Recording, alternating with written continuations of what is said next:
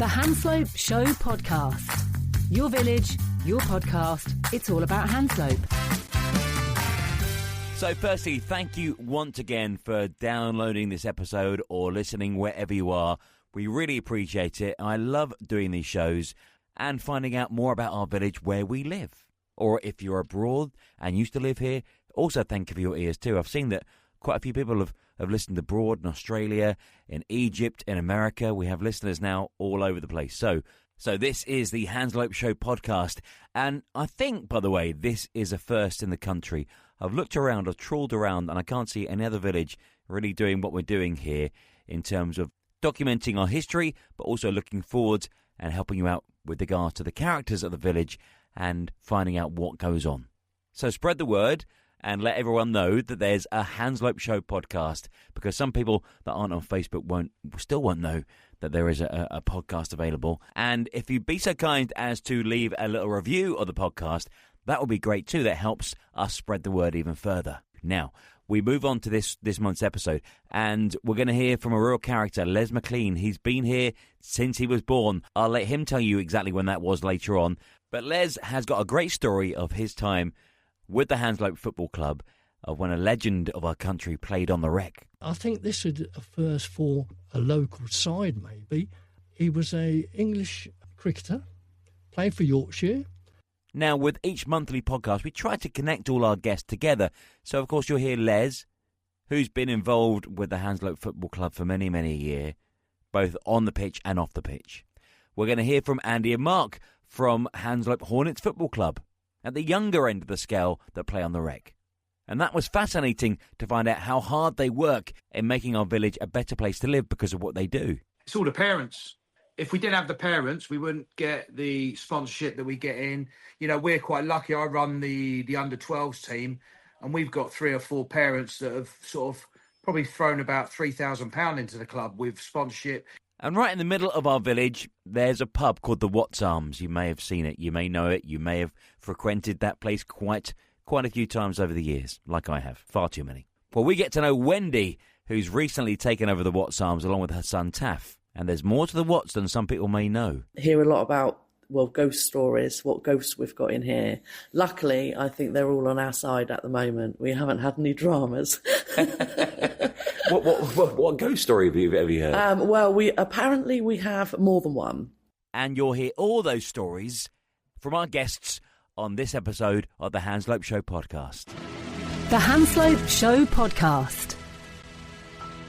Now, our first guest on the show, and you're about to learn some real lovely Hanslope history here, is Les McClean. I started asking Les about his involvement with the Hanslope Football Club.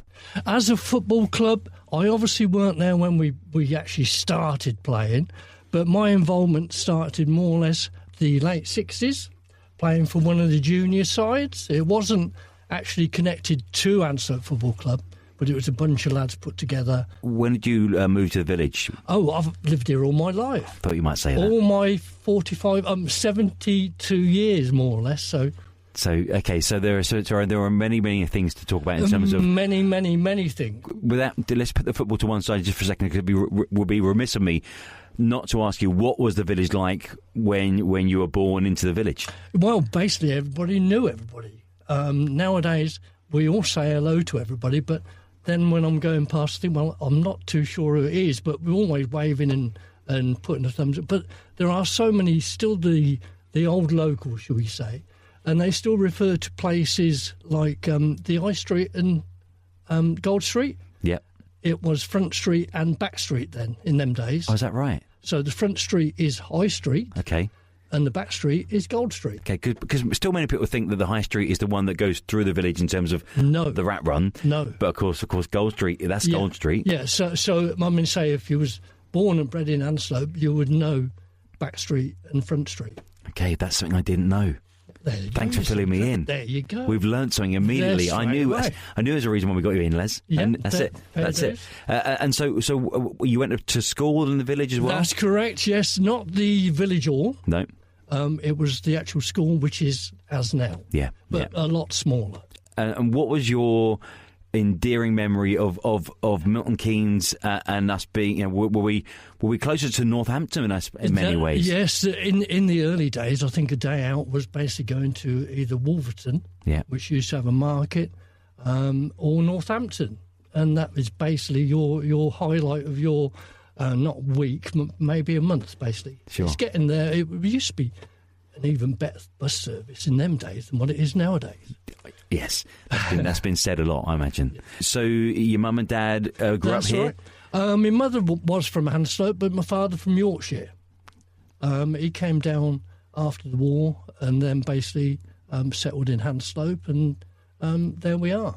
And how lucky was that to settle in Hanslope? A place you still love and loved all your life. Oh, Les. Absolutely. I mean, say at one time, I don't know how all the pubs kept going. I believe there were 7 or 8 pubs in the village. I think there were maybe even more than that. I think there were many drinking establishments that maybe people didn't.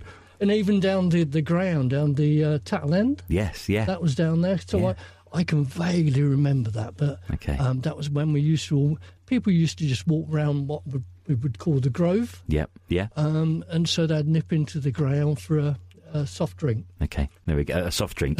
Just one or two soft drinks. Yeah, very much. Yeah. A lot of your life has actually been around the Rec, hasn't it? That's correct. Because you played football there as a young lad. That's correct. And then, of course, later in life, you looked after it a little bit too. But we'll come on to that in a bit. Yeah.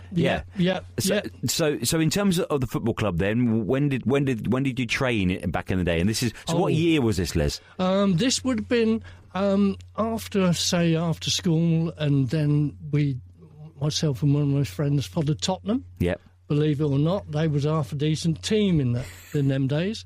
That was for 2 or 3 years, and then basically I started playing in the early 70s. Yep. They just the Hanslope had joined the South Midlands League. Then they came back to the North Butts League. And so then they started up a reserve team, which more or less where we started with the senior adult sort teams, which would have been mid to early 70s. Yep. And then I finished playing. Some said I should have retired a lot earlier, but it was just after the 2000, I should imagine. Okay, yeah. So a fair 20, 25, 26, 27 years playing. It's part of you, isn't it, Les? Very much so. You have been Mr. Football in Hanslope for many years. Very nice of you to say, Trev. Very nice of you to say. I'm sure others would, I wouldn't say disagree, but have other tales to tell anyway, basically. So tell us about actually an interesting story about the crest of the club. Oh, right, okay. Which, John has kindly given you, and because he's sponsors... From Hanslope News. Hanslope News. So John sponsors, and Hanslope News sponsor Hanslope as a football club now. Yeah. Not the Hornets, because they're separate, aren't they? That's right, yeah. Over the years, there's been talk about both teams sort of merging, but that's as much as it's actually been. Yeah. Because but the Hornets do an absolutely fantastic job. More or less, I would say, just relying or focusing on the children of the village. Yeah. Whereas now the football club has actually not gone away from the village, sort of looking for people, but having to grab people in from other villages, other towns, whoever's interested in playing, please come along, because you'll never be turned away. That's very true, and like almost, yourself. Well, like myself, you're a wonderful player in it. Les, I'm not sure about that. I turned up. So almost like the Hornets are a bit like a feeder club in many ways, because they're the future of the reserves and the first team. I'm sure the football club would have hoped for more people to come through. But obviously there's other things that get in the way from, I wouldn't say get in the way, but when it's the Hornets and then there's a break between them and adult sort of teams, and so they drift away basically and find other adventures, should we say? Yeah. So the crest. Tell us about the crest. You've got it's if you've not seen it, it's in the top left-hand corner, right-hand corner. It is the St George's flag. That's correct. Got the church on there, and then the black and white stripes underneath, and of course Hanslope FC, founded in 1911. Okay. Because again, as I say, there was the early days when it was St James's. And there's photos outside the Watts Arms, we believe. That was in 1896. And as I say, stress again, I wasn't on that actual photo.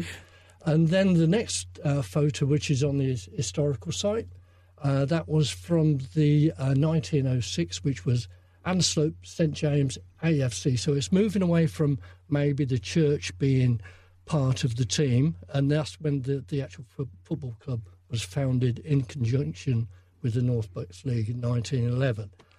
So the badge, I think it evolved over, maybe we was just talking about, and it may have been from John and various other people of that sort of era. We haven't really got a badge. Yeah. And so I think the word was put around to players and whatever.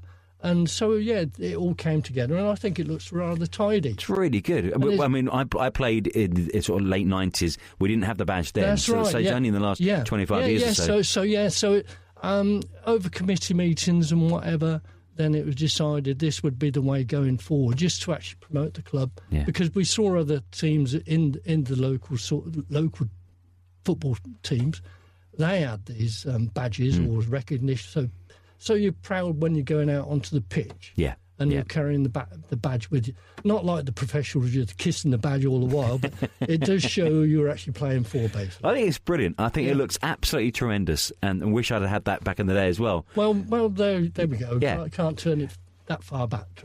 So a founding member of the league as well. Tell us about that. There was Wolverton, Stoney, Oney, Steeple Claydon, and I take it would be one or two others. But I wouldn't have thought they'd have gone too far afield, because the travelling to away matches or even coming to Hanslope for some teams wouldn't be it'd be difficult. So you've been a player. Yep. Have you you managed, didn't you? I think? Oh, I've managed. I've done various roles. I've obviously been secretary, vice chairman, manager of both the reserve team and Sunday team. Sometimes these roles are put on you reluctantly, but you have to take them forward because nobody else is not prepared to do.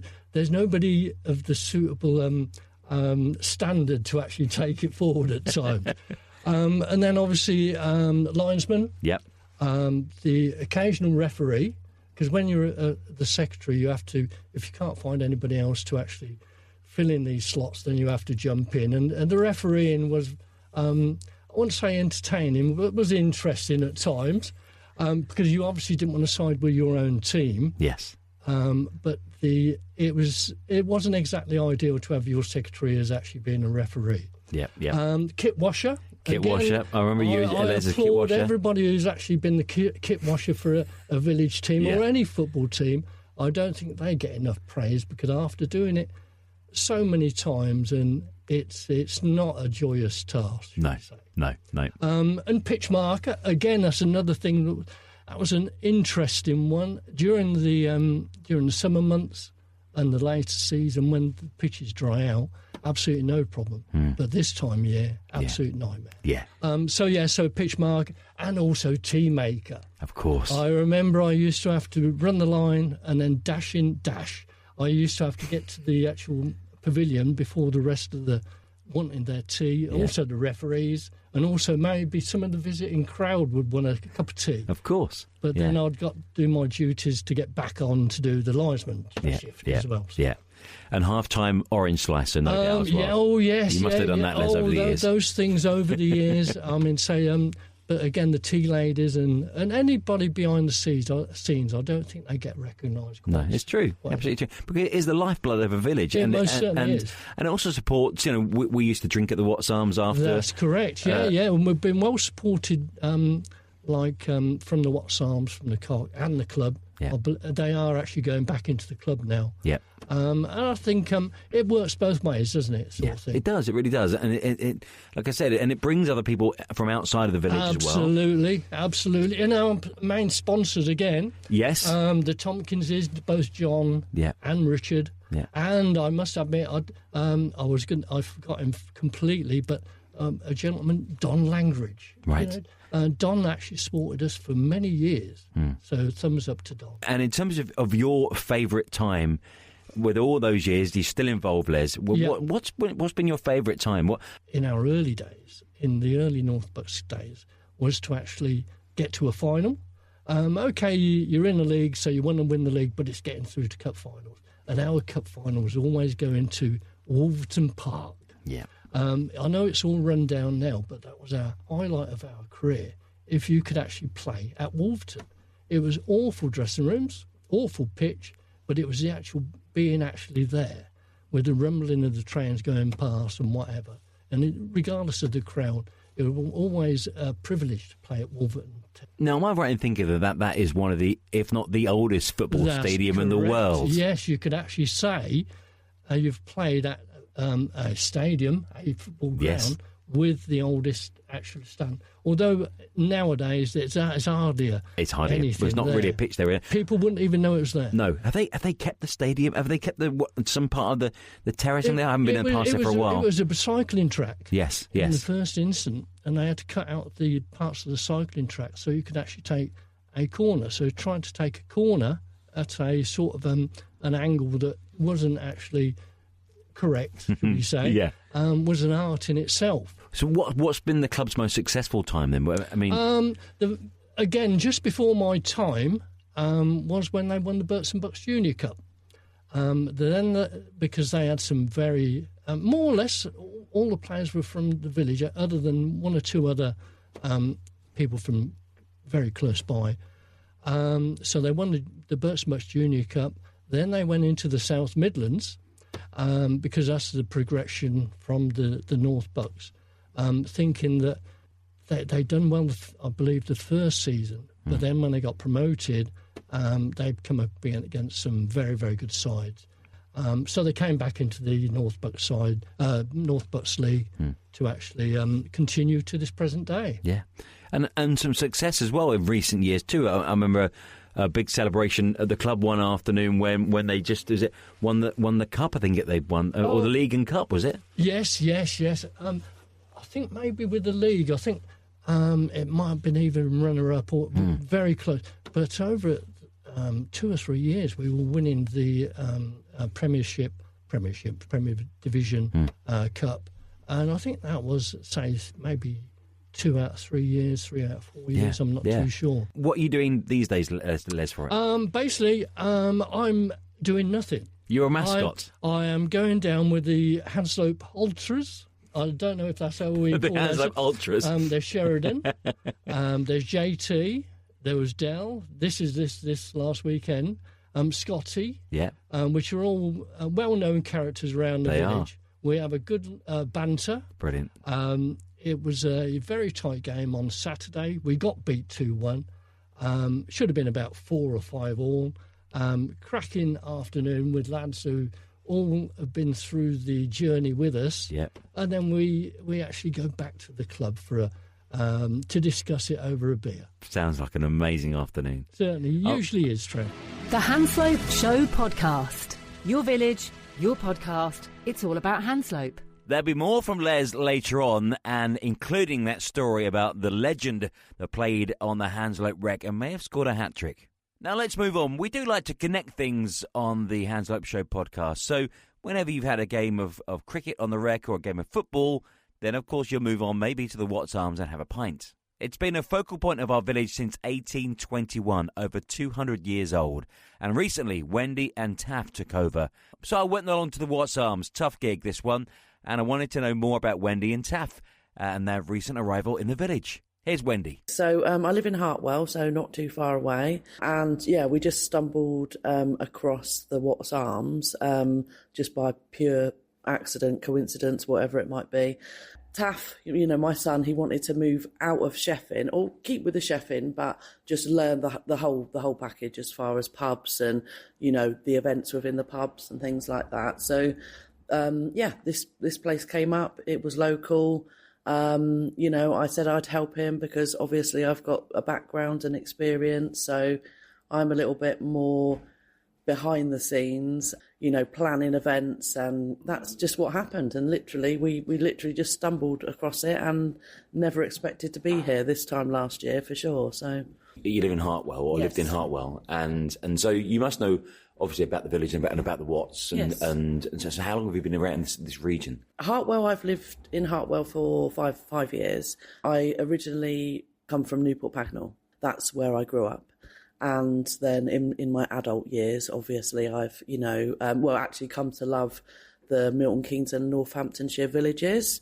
which is where I've spent a lot of my adult life. So, Hanslope I've always been aware of. I knew some people here, and it's very familiar grounds for us. So it feels like very homely. It's not like we're moving to a new area and very unfamiliar. You said that you've got experience in working in hospitality. So tell us a little bit about that, where you worked elsewhere.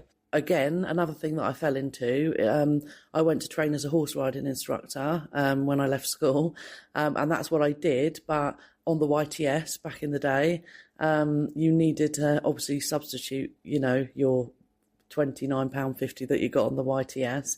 So I started to, take on some bar work, and it just kind of developed from there. So, and I've just, been in various pubs, starting them up, getting them going, ready, preparing them really to be leased again, So we've done that. I love the food side, so my passion is the kitchen. So I've worked at various places, running, setting up kitchens. Yeah, and that, again, just something I completely, fell in love with. I love doing it. I think the whole thing for me with food is I love it to go out and, see the look on people's faces when you put it on the table, but always, again, like cheap enough for basically what we're trying to create here. And what I've done in the past is creating a place where people can come and eat where, because they can't be bothered to go to cook. They're too tired. They just want to go and eat rather than being an occasion place to eat. So that's kind of how I've always worked, and it does work. I think people want to go to, especially in a pub, traditional pub food. You can bring your family, bring the children, have an occasion here, in a pub as well, but at an affordable price, which obviously, in this day and age, a lot of things are completely priced out of, everyone's, market really. So, so that's the vision that I've always had, like with pubs and with my food.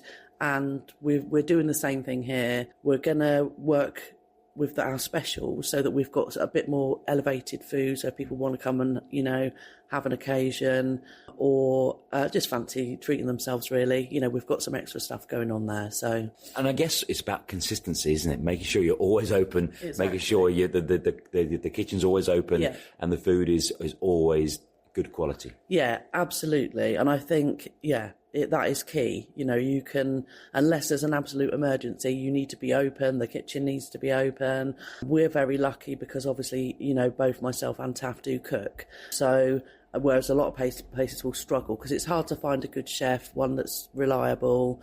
Yeah, so we're lucky like that. So hopefully, we won't have any problems, doing that. And tell us about what you think about the Watts Arms now that you've been in a little while, settled in. People seem to love it. Tell us what you're thinking now. Okay, so we have literally fallen in love with the place, and we are overwhelmed by the support that we've had, from so many people. It's been amazing. So it's like we've walked straight in, been welcomed, straight away. Everything that we've done from the Christmas market, we'd been in 2 weeks when we did the Christmas market, but everybody was rallying around, helping us out. The turnout was amazing. The Christmas period was amazing. And even going into January, we didn't expect to have this much support and be quite so busy in this industry in January. So literally, like I said, I've actually never walked into a place that, considering this, has changed hands quite a lot as well. They've not given up, they want their pub back, they want their pub open, and they're willing to support it. So for us, that makes our job much easier, and like I said, just being welcomed, it's quite overwhelming. And I think we've been so busy through December, and the first start of January, that we're just now, actually the past week, like, wow, this is good. This is amazing, so. Yeah, we love our pubs in the village. Obviously back in the day, there was not just the 3 places you can drink in the village, but about 10 or 15 yes. or so people. And some villages would say even more than that as well. Mm-hmm. And so how do you, in terms of work with the Cock and the club? Because, of course, look, we're very privileged as a village of this size to have 3 places which are really good quality and great to go for a drink and something to eat. But they're all quite 3 different places in many ways, aren't they? Yeah, and I guess that's why it works, I think, because they are very different. Obviously, we are, sort of just learning what goes on in the different places and we're scheduling in our events and trying to make sure that we're not crossing over with theirs. But I think, like you say, they're very different. And they're all, I've been in the Cock and I love it in there. It's great. I love the vibe in there. And you can see why that appeals to, to the villagers. And then obviously we do food. So I guess we kind of like take the overlap there. And the club, I think, I believe there's quite a queue for the membership, and I've heard great things about that and all the events they put on. We're all kind of different enough to be able to share, but also I think the locals are really good at, supporting everyone. They'll have a drink in here and then go down, we're off down the Cock or off down the club, and I think that's really nice as well, because there doesn't seem to be any rivalry. I think it just fits really well. So here we are sat in what you call the Snug. Yes. And so tell us a little bit about the Snug and what you've done and the little touches that you've created.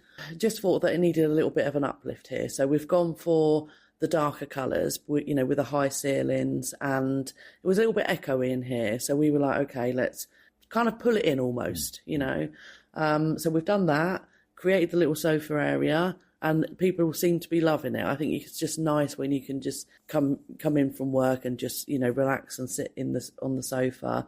And it's gone down really well. People are really happy with it. So that's good. I think visually it looks good. It adds a bit more character to the place. And like I said, we've just given it a lick of paint, put the sofa snug area in. Yesterday, we changed the pool room over. So we've now got sort of an extra dining area. And the pool room now at the back of the pub, which seems, we hope it will work, but day one it worked, I think. But yeah, so we're just creating a nice vibe when you come in the front door. You've got different spaces where you can eat, and like I said, just warming the place up a little bit. There's lots more to be done though, but we've literally got the paintbrushes out, all hands on deck, given it a lick of paint, and then we've got a massive long list that we're working through.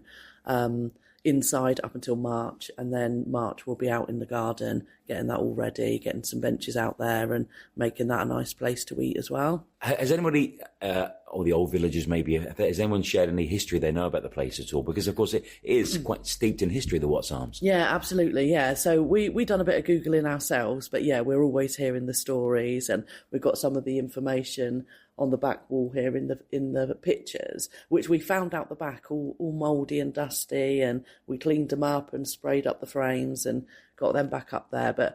And we have hear a lot about ghost stories, what ghosts we've got in here. Luckily, I think they're all on our side at the moment. We haven't had any dramas. What ghost story have you heard? We have more than one. So we have one in the back cellar area that we have been told is perhaps a little grumpy, I would say. And then I believe there's another one upstairs. But we haven't had, we were prepared for this. People were like, oh, you're ready for the ghost. But I feel like even that energy is good. So I'm just hoping that, they like us being here. That I'm sure they do. I'm sure they're loving it. Like the company for a start. Well, look, it is amazing what you've done, and it looks like you're buzzing and loving life in the Watts Arms. Yeah. Is that right? Yeah, absolutely. And we're really looking forward to what we've got planned for the year as well. So we have luckily we had the foresight to get this done before we came in, a rough kind of sketch and setup of what we were going to do. So there's lots more to come. We're going to introduce senior lunches in the week where we, invite everybody in, a warm space, have a raffle, do some bingo, but we're opening it up to everybody else as well. And we obviously have introduced the steak nights last week. We've got the Sunday roast going really well. And then we're looking at putting on some food theme nights, which is something that Taff will work with because he's good at coming up with those sort of ideas. Currently planning a Hanslope's Got Talent. So we'd like to run this for all the auditions, perhaps for 6 weeks before we have a summer festival. which is what we're really hoping for. And then we'll have the final, make a bit of fun of it. And then for the summer festival, we would like to, have as much as we can out in the garden without offending, or creating too much noise. So we're looking at, a country dancing set, a band or two. I think we've got some interest from a local that does fire eating and stilt walking. So we just want to make that a family fun day that we're planning for the summer. Oktoberfest we're going to do as well. We want to do quarterly comedy nights as well. And then a band last Friday of every month, and somewhere mid-month we'll do a mix-up of a DJ, disco bingo or karaoke.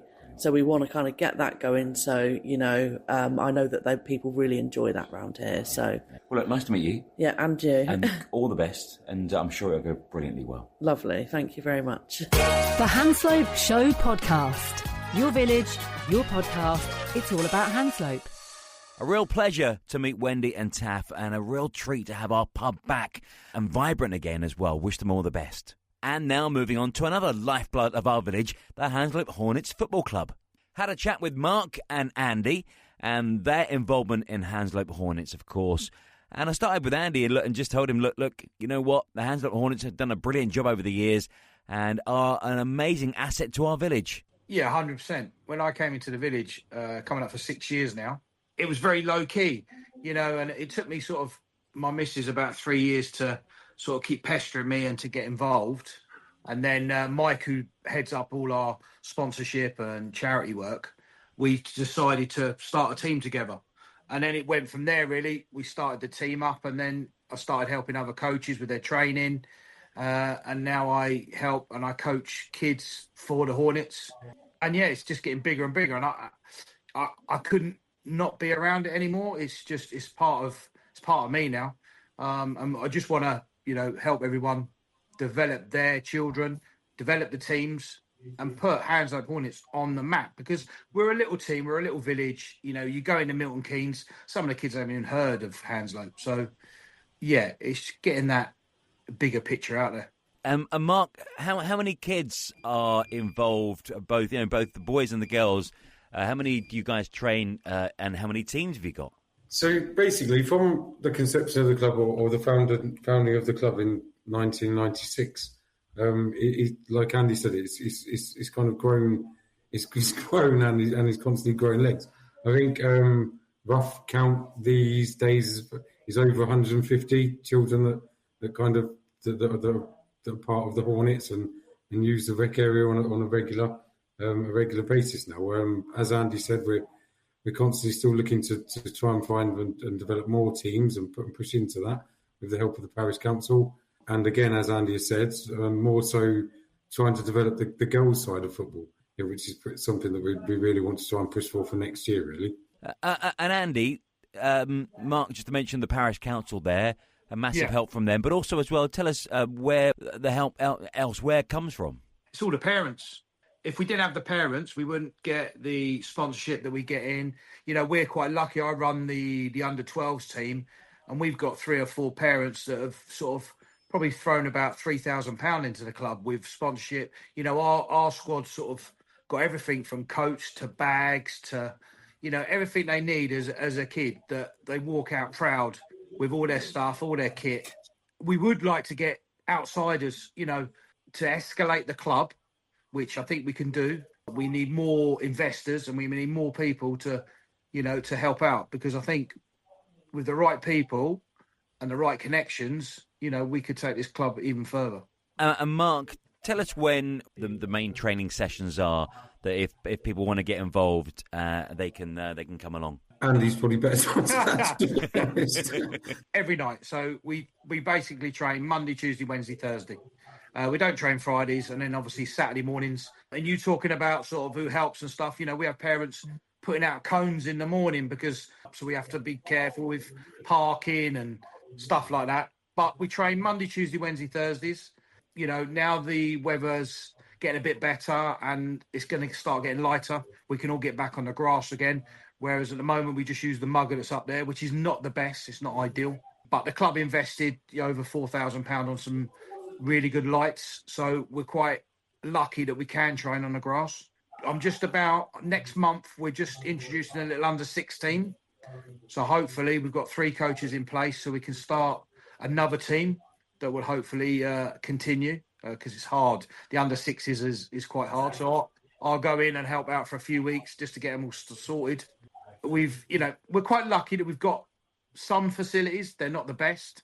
If I'd have been around when the Mugger was done, we would have put a proper 4G in rather than a sand-based. I suppose when people were looking at it, there was no one that was involved in football was probably on that board making the decisions. And in terms of the unsung heroes, like you said, the parents that really, really help out. Yeah. That they obviously do really get involved, and that's what keeps a club like the Hanslope Hornets thriving. Oh, definitely. When you've got parents that, we run a tuck shop, which brings in quite a bit of revenue a year, and it's parents of the players. And sometimes the parents are in there while the kids are playing, because we need the tuck shop covered. We need to bring in that revenue. As Andy's kind of touched on as well, the sponsorship. I think, again, like with having Mike kind of pushing that side of things now, and a little bit of tuning in how the club is actually run, as more as kind of like a business as such. I guess this is kind of where it's kind of getting to now, and pushing the sponsorship. We've now got over, I think it's about 18 local to Milton Keynes sponsors. Who, again, we're very appreciative. But as the teams and everything expand, obviously we're still always looking and constantly looking for more. It shouldn't always be the same people, but it kind of is a little bit. But that support is massive too. Yeah. Andy, you mentioned the website there, I think, or one of you mentioned the website. Tell us where the website address. So it is www.hanslopehornetsfc.com. And that's been set up this year. It's quite good, to be honest. It's quite an in-depth website. It's got all of our policies and procedures on it now, all the fixtures. You can see where any of the teams are playing. Obviously, plugs our sponsors, and just tells you a little bit about what's happening in and around the football club and all of our key or core members. Yeah, just on that, Mark, that the website is really good because if you're a parent that thinks, I'd like my son or daughter to play football, and you go, okay, I'll click on the under-14s. You can click on the under-14s, and there's, all the coaches have wrote a little bit about themselves, why they're involved in the club. So you can get that little bit before your son or daughter goes training to know, what their background is, and why they're doing it. For me, an outsider, I often go on the website and just have a little look, see what's been changed and stuff. And it's really good read to see all the individual coaches of what their background is, why they're doing it. And I think as a new parent coming in, you'd look at that and go, they care about the football club. So the website's very good. It's also helped us to kind of expand to that next level of now actually being FA affiliated, which is a new thing for this year, which is it's massive to a football club like Hanslope of a village this size anyway. To be FA affiliated was a really big thing. It's been in the pipeline for a very long time, and Naomi, bless her, has done wonders with getting it to where it is, and it also helps the aesthetics of the club, helps promote the club to be able to get better sponsorship and also the different charities that we can reach out to. Yeah, it opens up other avenues with the FA. Only the other day, now we're accredited. I've gone on to Football Foundation, and I've got a meeting next week with them to get some funding because they fund small clubs. They fund and help you because going into next season, we're going to need some new goals and stuff, which they might be able to fund. Now they see we're FA accredited. Now they see how many teams we've got. They're the sort of clubs that they like to back. Touch wood, something will come out of that. And there's so much more to running a club that's growing, and with 150 plus kids that you've mentioned, that's a lot in terms of kit, in terms of the rec, the conditions of the training facilities, but also as well, I imagine safeguarding. That's huge, isn't it? Yeah, it is. It's huge, and again, it's probably a role that we still need some assistance. I mean, like as I said, Naomi's done a brilliant job, and again, evolving that kind of role. and evolve in the club. It always attracts the need for additional support and help. But Naomi's done a brilliant job with it, and so it's kind of taken it to that next level with the FA affiliation, to be honest. But yeah, if anyone's listening to this and wants obviously to pitch in and help, we're always open to that. Brilliant. And Andy, is there anything else that you want from the village in terms of helping the club grow even further and be more successful? Do you know what? Over the last sort of couple of years, Jill from the parish council, she's shown that she's invested in us as a club. And I think she sort of encourages now for the football side of it to be brought over. Whereas before, maybe it was just sort of, a load of old friends sort of getting together and making decisions on what's going around the village. But what you need is the people that are involved in it day by day. Because like Mark says, it's becoming a full-time job, running this football club, because we are trying to get bigger. We are trying to get better. And just touching on your safeguarding thing, with one of our fundraisers, we did a run around Salsey Forest where we raised £2,000 for the club. And I've been trying to buy a camera, a VO3 camera for the club for a few years now, but we never had the funding. So we've eventually got it this year. And that's really good on the sort of the safety of children, because we have this camera now where we record the games. We send an email out to all opposing managers to make sure that they're happy for their children to be recorded and stuff. So we're right on point with the child safety in our club. It's a big thing for us. And this VO3 camera, wherever we go now, it was a great investment in the club. And not only that, the other day, I took the kids, because the weather was so bad, I took my team to the club. We put it up on the big screen. We did all the analytics, and it's amazing for kids to watch what they were doing right, what they were doing wrong. And it was sort of, it's building. And, the investment that we're putting in just shows how big this club could be. The Hanslope Show Podcast. Your village, your podcast. It's all about Hanslope. Thanks ever so much to Andy and Mark from the Hanslope Hornets Football Club, and wish them all the best as they go forward, even bigger and better. And finally, back to Les McClean, who is our Hanslope Football Club representative in our show this time. And more stories now about notable players that have played for Hanslope and have trodden the hallowed turf of the Rec. For us, and I think that there's been many good players. But recently, we've had a couple of very good goalkeepers. And I know the first one who, I say recently, one of the gentlemen, Mr. Alan Brown, I don't know if you know Alan. I remember Alan, yeah. Brownie. Yeah. He started playing, I think, when he was 14 or 15. Yep. And he could have actually turned pro. He was really good, but I played when he was in the team as well. He had chances, I believe, with Watford and the Cobblers, but injuries and whatever came along, so he just had to. But he did do various local clubs around here, and Brownie would tell you more or less it would take a long while for him to actually come out with all the excellent places he's been and this, that, and everything. But I believe he's still playing for the Vets team. Yes, I heard. He's actually turning out. And the other one is one of the young lads who played for us a couple of years, 2 or 3 years ago, Kyler McGregor. Mm-hmm. He's actually gone to play for Real Bedford. Oh yes, yeah. So that's more semi-pro, you see. So yeah, they're pushing on big time. Yeah. But we also did have another sports star that actually came to the village and played down the Rec. And I think this is a first for a local side. Maybe he was a English cricketer, played for Yorkshire. And he moved to Stookley, and he was playing football every now and again for Stookley. And on this certain afternoon, he turned up down the Rec playing for Stookley Reserves, and believe it or not, he scored a hat-trick. I was actually linesman of so I can verify it actually did happen. Yeah. Darren Goff of Strictly fame. Yes. He was down. Although our crowd, I wouldn't say it actually multiplied, there were a few more than usual, even after... When you used to mention it on your radio programme, you used to double our crowd to at least a dozen. So there was a few people down there watching.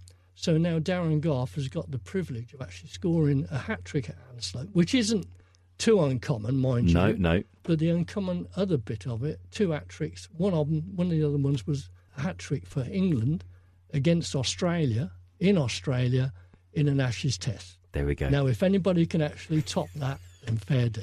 That's it. Has anybody ever scored a hat-trick on the Hanslope Rec and also in the Ashes? Yes, please come forward, because I don't know that. For those people that are new to the village, because the village has changed a lot, as we know. Yes. Especially since you were born here. Yes.